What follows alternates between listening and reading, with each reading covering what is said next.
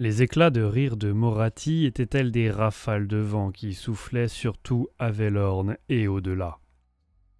Bien que cette confrontation ne fût pas due à ses manigances, la sorcière matriarche était déterminée à boire le calice doucereux qu'on lui présentait jusqu'à la lie. Elle n'avait pas oublié son humiliation lorsque Gronde était jadis tombé par la main des Asraï, et si elle ne pouvait plus mettre la main sur Ariel, elle allait exercer sa vengeance sur ses héritiers.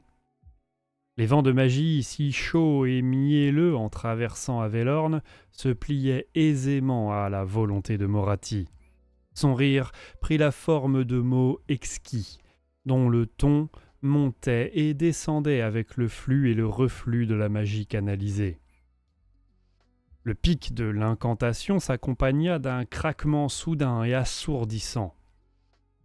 Coril sentit que l'air se figeait et vit le nuage ondulant de brouillard noir gonfler devant les doigts de la sorcière matriarche. Elfes et dryades s'écartèrent de son chemin. Des segments de tentacules gras et roses jaillirent de la brume, laissant des zébrures d'un vert vif partout où ils frappaient. La capitaine vit une bande d'Asraï se désagréger comme le nuage l'engloutissait, et les guerriers lâcher leurs lances en tentant de s'évader. Tous n'y réussirent pas. Les plus lents disparurent, avalés par le nuage. D'autres poussèrent des cris de panique lorsque des tentacules s'enroulèrent autour de leurs membres pour les attirer dans les ténèbres suintantes. Coril vit une elfe être emportée alors qu'elle essayait d'aider un camarade et une autre délivrée par la flèche bien ajustée qui sectionna le tentacule autour de sa taille. Un sang vert s'écoula de la blessure et le nuage émit une plainte stridente, mais il continua d'avancer, traçant un sillage d'herbes desséchées et laissant une armée de squelettes proprement débarrassés de toute chair. Araloth rejoignit Neis tandis que les mystiques de l'armée cherchaient à défaire la conjuration de Moratti. Le nuage noir approchait déjà du cercle des lances de Thorgovan et des archers d'Avelorn qui protégeaient le groupe de Neis. Le temps n'était plus aux mesures subtiles.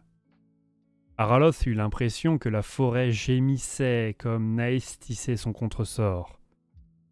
Tout autour de lui, des feuilles qui étaient restées vertes depuis l'aube des temps se flétrirent et tombèrent. Des arbres qui avaient enduré le passage des siècles vieillirent jusqu'à être réduits en poussière comme on drainait leur énergie pour contenir le tourbillon des ténèbres. Dans un sifflement ténu, le vortex de noirceur se dispersa tel la fumée dans la brise, et des cris de joie montèrent des rangs Asraï.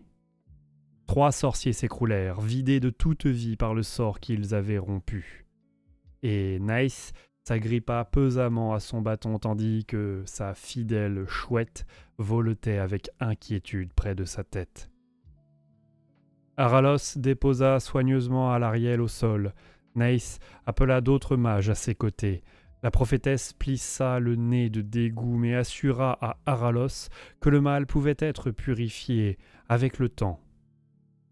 Hélas, le temps était une denrée dont les Asraï manquaient cruellement. Alors même que Neis préparait une bénédiction pour aspirer le poison de Moratti, un ululement monta de par-delà les lignes de Thorgovan. Des ennemis apparurent, qui riaient et dansaient en fendant les lignes de lanciers. Elles ne portaient pas d'armure, juste des masques dorés, figurant les traits de démons. Leurs mouvements coulants étaient une grâce incroyable, tandis que leurs fouets à maillons de chêne frappaient pour trancher gorges et artères. Laissant Alariel aux soins de Neis, Aralos ordonna à son unité de se joindre au combat. Alors même que le seigneur de Talcine accourait, le centre du mur de lance se désintégra. Les assaillantes se ruèrent dans la brèche vers la reine éternelle avec un cri de triomphe. Et Aralos sut qu'il ne pouvait pas s'interposer. Mais quelqu'un d'autre le pouvait. Marchant parmi les cadavres avec une assurance qui démentait sa cécité, Deis, le seigneur de Torgovan, à la chevelure blanche, lança un défi aux sœurs de Nagaroth. Aralos, dont les poumons le brûlaient encore suite à l'effort, entendit la gladiatrice en chef faire quelques commentaires insultants, puis vit sa tête rouler par terre, sectionnée par un coup parfait. Aralos n'avait même pas vu bouger la lame de Deis. Les autres guerrières masquées se jetèrent à l'assaut avant même que le corps de leur championne ne s'effondre. Elles fondirent tout ensemble sur le vieil elfe pour le faire ployer sous le poids du nombre et par leur adresse combinée.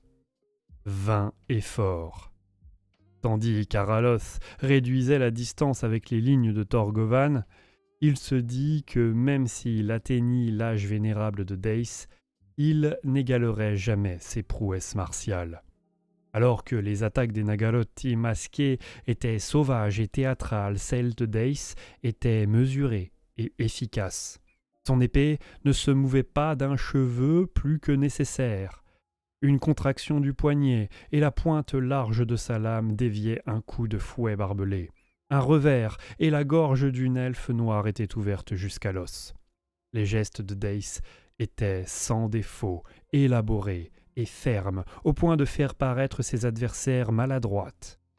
La brèche dans la ligne était large de 15 boucliers, mais Deis la tint. La formation d'Aralos finit par combler la trouée. Deis pencha la tête vers Aralos et lui sourit.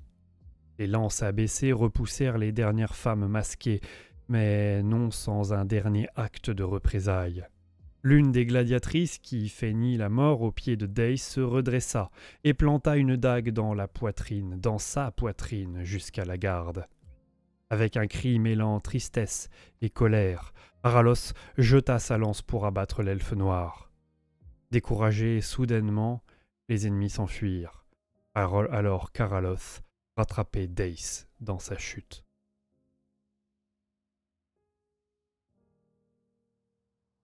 « Ce n'est pas la première fois que je livre cette bataille, » souffla Deis comme Aralos le déposait à terre.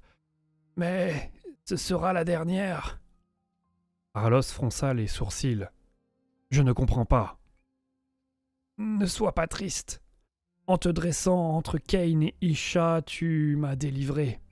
Cette fois, je n'aurai pas à m'échiner à la gorge pour payer sa rançon. » La voix de Deis se fit plus forte, plus déterminée, et il saisit le bras d'Aralos. « Il ne doit pas la reprendre, jamais plus !»« J'y veillerai, » promit Aralos au seigneur mourant, ne sachant pas quoi dire d'autre. Deis ne sembla pas l'avoir entendu. « Vol, m'appelait-on à l'époque, » murmura-t-il. Avant que les dieux sombres nous chassent des cieux. Aralos écarquilla les yeux. Deis vit son expression et rit faiblement.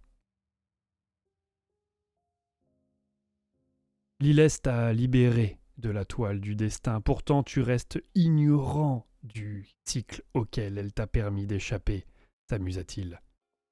Elle a toujours été ma nièce préférée.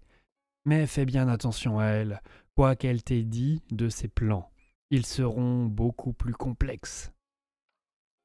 Je le ferai, promit à nouveau Aralos, bien que son esprit bouillonnât encore sous l'effet des implications de ces révélations. Mais il importait peu, car Deis, seigneur de Torgovan, n'écoutait plus. Une clameur informa Aralos que les elfes noirs avaient retrouvé leur courage. Le seigneur de Talcin ramassa sa lance et retourna au combat. Au nord, la bataille tournait en faveur du camp de la reine éternelle, les guerriers de Gronde s'éparpillant devant la fureur de la sylve de guerre. Les phalanges de Kotick, plus disciplinées que leurs sombres cousins, maintinrent leur position, en vain. L'assaut des esprits des forêts était aussi lent et inévitable que la pousse d'une racine dans un rocher. Les lances se brisèrent contre une écorce épaisse, et les os rompirent sous le piétinement noueux des arbres animés. Les elfes hurlaient de terreur comme des vignes hissaient haut leurs corps défendants, pour les projeter ensuite sur leurs camarades. Pour contrer ce danger, Dalroth ordonna qu'on leur envoie la ménagerie de guerre de Gronde. Les fouets claquèrent, tandis qu'on aiguillonnait les monstres de Nagaloth sur le chemin des Trimènes.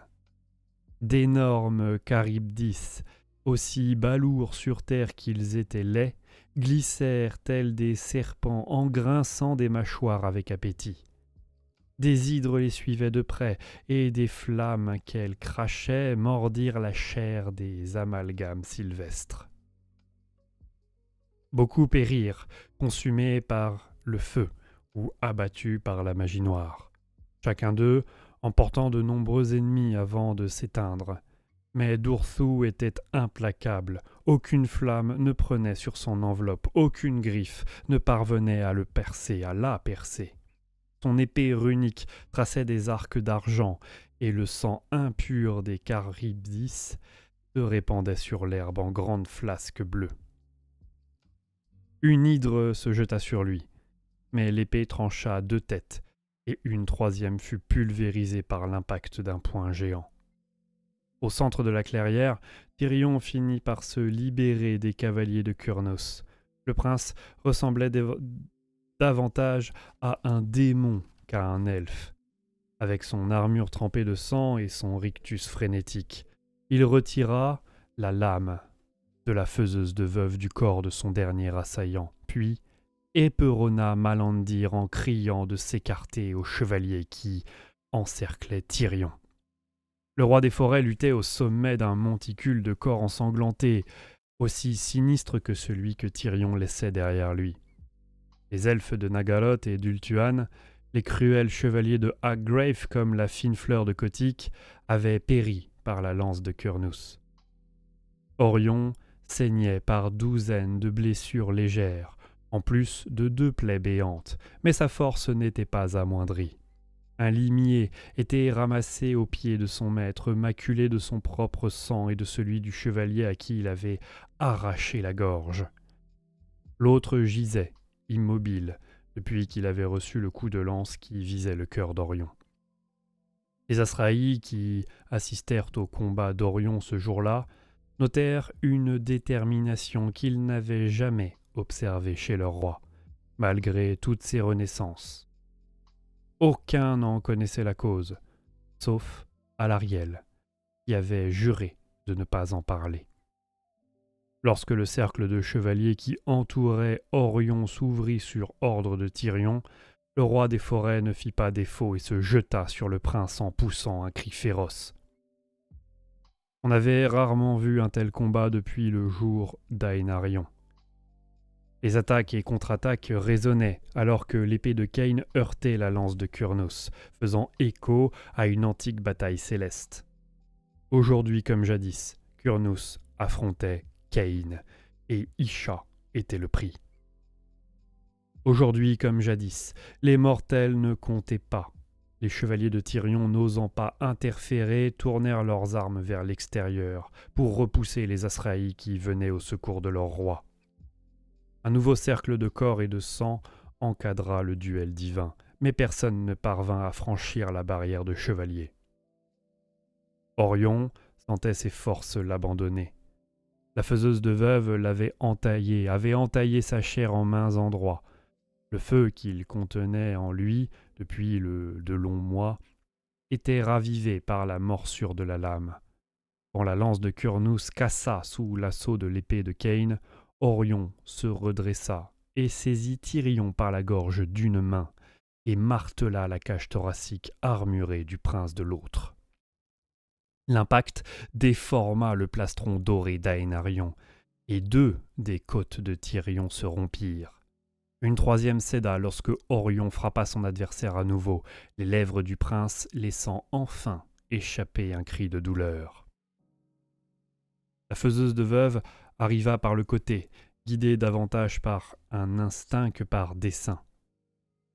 Orion se baissa, mais sa corne fut quand même brisée. Le roi des forêts poussa un cri puissant, un puissant beuglement, en assénant un violent coup de tête à Tyrion, qui faillit vider les étriers. Orion en profita pour cueillir un fragment de fer de sa lance, tandis que Tyrion se débattait. Orion planta l'éclat de métal dans le défaut qu'Imric avait ouvert dans la cuirasse de Tyrion et cassa la pointe dans la chair du prince. Cette action tarit les forces de Orion. Il tituba en arrière et sa peau luisait du feu qui brûlait en dessous.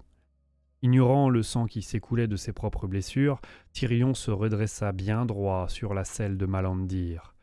Il piqua des deux et abattit la faiseuse de veuve une dernière fois. Dans un ultime brame, Orion, roi des forêts, mourut. Bientôt, il ne fut plus que cendre. Le cycle s'était achevé encore une fois par la mort du chasseur de la main du destructeur. Tout ce qui restait de lui attendait que la mer vînt le reprendre. Le dernier cri d'Orion ne fut pas ignoré. Au moment où il retentit, les yeux d'Alariel s'ouvrirent brusquement, son réveil devant autant à ce hurlement qu'aux efforts de Neis pour ranimer la reine éternelle. Éprise d'une énergie soudaine, Alariel se leva pour voir Tyrion rassembler ses chevaliers survivants. Ce n'était pas par hasard qu'elle avait choisi Withellan comme lieu de confrontation. Bien que la manœuvre de Morathi eût presque causé sa perte, Alariel savait que la sorcière matriarche emporterait quelque vilainie et qu'elle devrait faire confiance à ses suivants. Le coup était exorbitant, mais les triomphes faciles n'avaient plus cours, seulement la victoire à tout prix, ou la défaite. Les ruines de Withellan n'étaient pas elfiques. Elles étaient l'œuvre d'une antique et terrible puissance qui cherchait à dominer la magie d'Avelorn, plus forte à Withellan que partout ailleurs, hormis le Val Gaéen. Les monuments s'étaient écroulés, car c'est le destin de tout ouvrage, mais la réserve de pouvoir demeurait. Morathi ne pouvait l'employer, car c'était une magie de lumière et de vie, les domaines de la reine éternelle, et à présent elle l'invoquait. Le sol gronda, lorsqu'un escalier en colimaçon en jaillit, pour soulever Alariel presque au-dessus de la canopée. En s'élevant, elle nota la consternation et la surprise sur le visage de Morathi, qui essayait vainement de contrôler la magie libérée. Comme beaucoup avant elle, la sorcière matriarche n'avait pas vu en Alariel un adversaire à sa hauteur, juste une nourricière et une protectrice. Aussi loin que remontaient les souvenirs d'Alariel, on lui avait toujours servi cette attitude.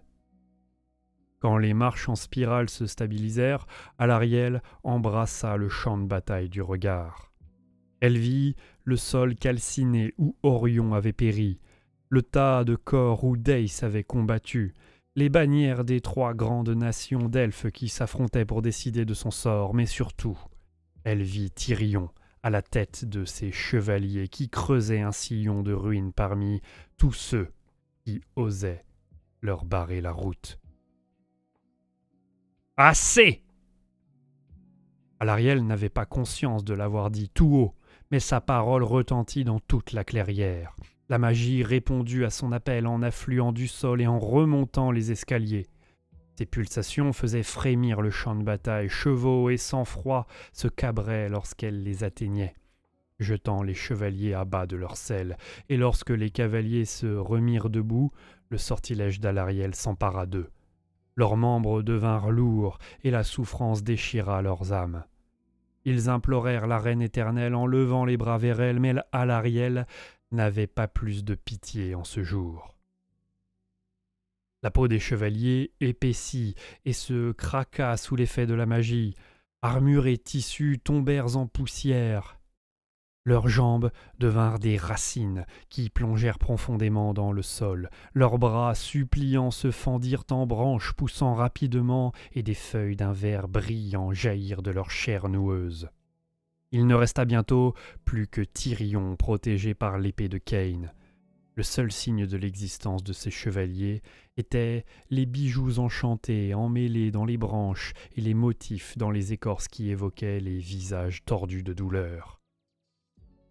La majeure partie de l'armée de Tyrion aurait péri sans l'intervention de Morathi, bien qu'elle agît sans doute pour se sauver elle-même.